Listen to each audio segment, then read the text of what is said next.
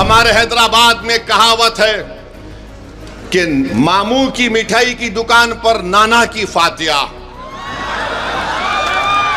तो प्रधानमंत्री ने हमारे बोरी मुसलमान भाइयों का नाम बताकर मुकेश भाई की फातिया पढ़ दी वहां पर। सेक्शन 2C बना, मुकेश भाई मौजा ही मौजा हो गए। आई एम हैप्पी बोल दिए प्रधानमंत्री। और प्रधानमंत्री बोलते मुसलमान 30% गरीब है, अगर है तो तुमने क्या किया बताओ। प्यारे जितनी गाली देना है दो, कोई फर्क नहीं पड़ता। तुम्हारी गाली देने से मेरी इज्जत में फर्क नहीं आता। शायद ओवैसी को गाली देने से वक्तिया तुमको फायदा होता है तो दो, मगर ये तो बताओ इस कानून में किसको फायदा पहुंच रहा है। क्या आप जानते हैं कि ये हमारे देश के अंदर की बात अब कर रहा हूं। आप जानते हैं कि भाजपा ने एक ऐसा कानून बनाया जिससे मुसलमानों के ईमान पर हमला हो रहा है, हमारे मस्जिदों पर हमला हो सकता है, हमारी शनाख्त पर हमला हो सकता है, हमारी शहरियत पर तो हमला CAA का कानून बना दिया गया। याद रखिए, ये वफ़ तरमीमी कानून 2025 जो बनाया गया है, ये सिर्फ और सिर्फ RSS की एक कोशिश है कि भारत के मुसलमानों से उनकी मस्जिदों को छीन लिया जाए, उनकी दरगाहों को छीन लिया जाए, उनके खानखाहों को छीन लिया जाए, ख़बरस्तानों को छीन लिया जाए, ईदगाह को ख़त्म कर दिया जाए, इमाम बाड़ों को ख़त्म किया जाए। मैं आपसे अपील कर रहा हूँ कि आप इस काले कानून के ख़िलाफ़ मुत्तहिदा तौर पर खड़े हो जाइए और एक आवाज़ में हम सबको ये पैगाम देना है कि भारत के संविधान को बचाना है और वफ़ के कानून को वापस लेना है। मोदी, ये हमारा ऐलान होना चाहिए, क्योंकि ये कानून बाबा साहेब अम्बेडकर के बनाए हुए संविधान के फंडामेंटल राइट्स के खिलाफ बनाया गया है। मुझे अफसोस है इस बात का कि नीतीश कुमार, चिराग पासवान, कुशवाहा साहब, चंद्राबाबू नायडू, जयंत चौधरी, कुमारास्वामी ने इस कानून की, इस काले कानून की तायीद की। हम पूछना चाहते हैं नीतीश कुमार से, चिराग पासवान से, कुशवाहा साहब से, मांझी साहब से, क्या बिहार प्रदेश में हमारे हिंदू भाइयों की मंदिरों का एक कानून नहीं है 1950 का, जो ये कहता है कि मंदिरों में वही लोग मेंबर बन सकते हैं जो हिंदू धर्म से उनका ताल्लुक है। जब आपके लिए कोई बात अच्छी है तो फिर मुसलमान धर्म के वक्फ बोर्ड में आप कैसे किसी गैर मुस्लिम को मेंबर बनाएंगे? जब आप कानून बना दिए कि कोई हिंदू से सिर्फ हिंदू ही मेंबर बनेगा, तो फिर मुस्लिम वक्फ बोर्ड में आप कैसा कानून बनाए कि गैर मुस्लिम यहां पर मेंबर बनेगा? बनाने की वजह क्या है हमको बताओ आप, मगर वजह नहीं बताते हैं। अरे अगर बोध गया में सिर्फ हिंदू और बौद्ध उसके मेंबर बन सकते हैं, तो फिर बिहार के वक्फ बोर्ड में कैसे कोई गैर मुस्लिम मेंबर बन सकता है? बताओ हमको, समझाओ हमको। तुम समझा नहीं सकते, तुम्हारे पास कोई दलील नहीं है। तुम सिर्फ मुसलमानों से नफरत की बुनियाद पर एक काला कानून बनाए हो। तुम वक्फ की जायदादों को लूटने के लिए इस तरह का कानून बनाए हो। और भाजपा के लोग अपना एक पैम्फलेट निकाले हैं, एक 4 पेज का और एक 15 पेज का है।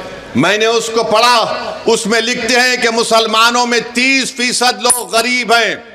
और भारत के प्रधानमंत्री अपने भाषण में कहती हैं कि अब्दुल कब तक पंक्चर बनाएगा। सुनो प्रधानमंत्री, 11 साल से आप प्रधानमंत्री हैं, कितने मॉब लिंचिंग के वाकयात हुए, कितने अखलाक और कितने पीलू खान को मारा गया, कितने दंगे हुए। एक बिहार का गरीब आदमी पूना को जाकर एक पंक्चर की दुकान लगाता है, तो इंडिया पाकिस्तान का क्रिकेट मैच हुआ, किसी ने इल्जाम लगा दिया उस बिहार के निवासी के ऊपर जो महाराष्ट्र बिहार छोड़कर महाराष्ट्र गया कि इसके बेटे ने जिंदाबाद का नारा पड़ोसी मुल्क के ऊपर लगाया। 24 घंटे के अंदर उसके छोटे से उस पंचर की दुकान को बुलडोजर से तोड़ दिया गया। किसने देखा उसको नारा लगाते हैं? और भारत के प्रधानमंत्री कहते हैं कि अब्दुल कब तक पंचर बनाएगा। भारत के प्रधानमंत्री, क्या यह जुल्म नहीं है कि एक बिहार का आदमी गरीब यहां से गुर्बत से बचने के लिए पूना गया, तो आपकी भाजपा की सरकार महाराष्ट्र में झूठा इल्जाम लगाकर उसकी दुकान को तोड़ दिया। वो सुप्रीम कोर्ट में अपना केस डाला है। सुप्रीम कोर्ट ने कहा कि किसी के घर को नहीं तोड़ा जा सकता, 15 दिन का टाइम देना चाहिए उन लोगों को। मगर अब्दुल की पंचर की दुकान को बीजेपी की सरकार ने तोड़ दिया। और प्रधानमंत्री बोलते हैं अब्दुल कब तक पंचर बनाएगा। प्रधानमंत्री, अगर आप ये चाहते हैं कि भारत की सबसे बड़ी अक़लियत को इंसाफ मिले, तो आप अपने दिल में उनके ताल्लुक से हमदर्दी पैदा करो, मोहब्बत पैदा करो, नफरत को खत्म करो। देखो ये देश विकसित भारत बन जाएगा। आप 18 करोड़ मुसलमानों के ताल्लुक से अगर नफरत करेंगे, उन पर शक करेंगे, तो फिर देश विकसित भारत कैसे बनेगा। और फिर हम प्रधानमंत्री को पैगाम देना चाहते हैं कि आपने जो कानून बनाया, नरेंद्र मोदी की सरकार ने, नीतीश कुमार ने, चिराग पासवान ने, मांझी साहब ने, कुशवाहा साहब ने यह कानून बनाकर सिर्फ एक आदमी को फायदा हुआ, बहुत ज्यादा उसको फायदा हुआ। क्या फायदा हुआ?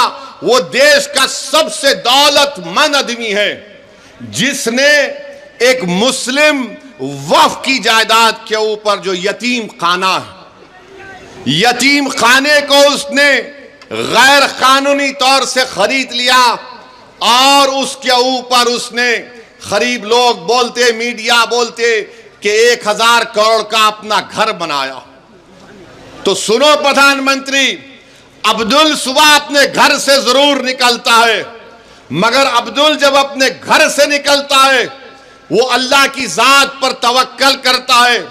अब्दुल अपना घर प्रधानमंत्री किसी यतीम खाने पर नहीं बनाया है, अब्दुल अपना 20 फीट का घर अपनी जाती जमीन पर बनाया है।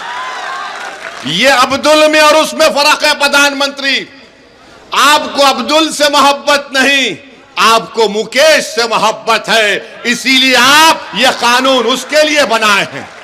अगर अब्दुल के लिए आपको मोहब्बत होती तो ये काला कानून आप नहीं बनाते। और अब्दुल बैंक को जाकर लोन नहीं पूछता। अब्दुल के ऊपर 10,000 का भी या 20,000 का लोन अगर होगा या 5 लाख का होगा, मगर प्रधानमंत्री आपके दोस्त के पास तो जिसके जू में आप जाकर जानवरों को देखकर आए, बंदरों को देखे, देखा आपने? बंदर को प्रधानमंत्री देख रहे हैं, तोता उनके हाथ पे बैठा हुआ है।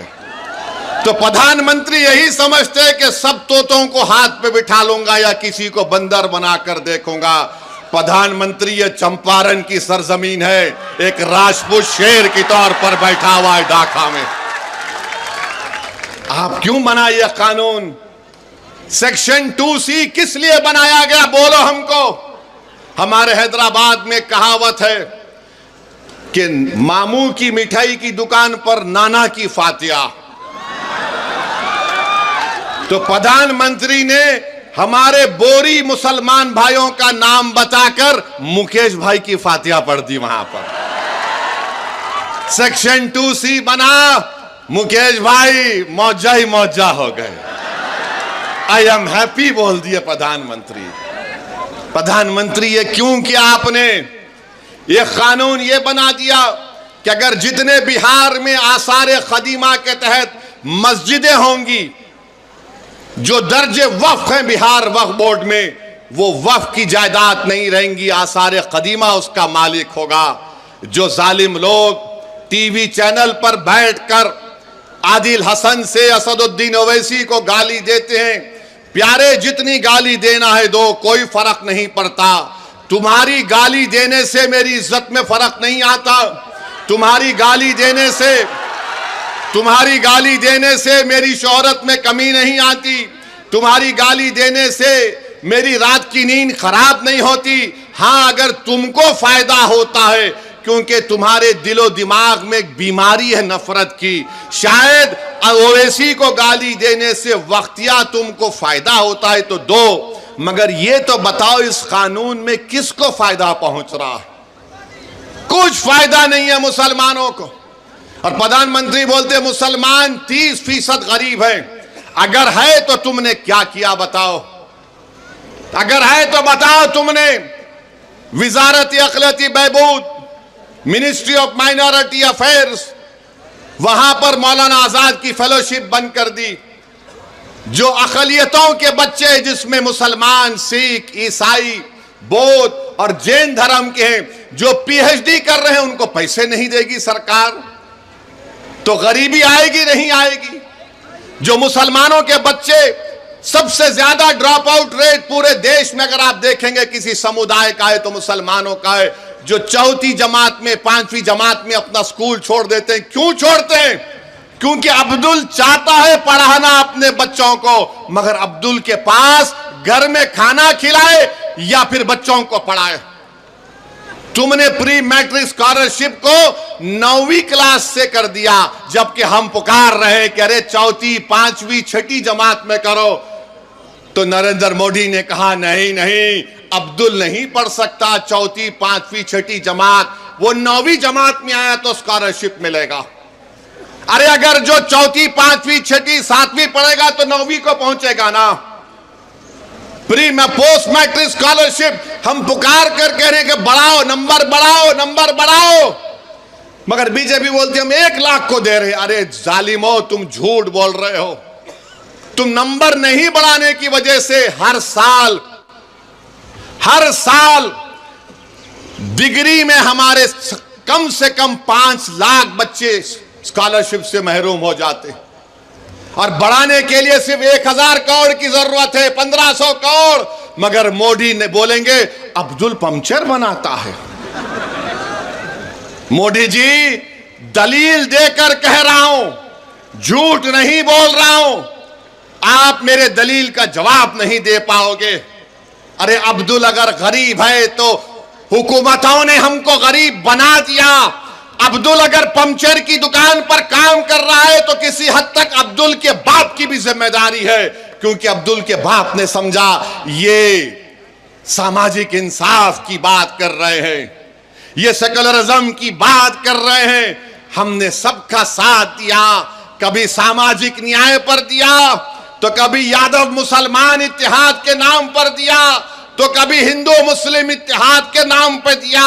जिसको हमने वोट दिया वो मोटा हो गया, वो महल में जाकर बैठ गया, और जिसने उनको वोट डाला गरीबी उसका मुकद्दर बन के रह गया। तो अब आपको सोचना है कि आप किस तरीके से फैसला लेंगे।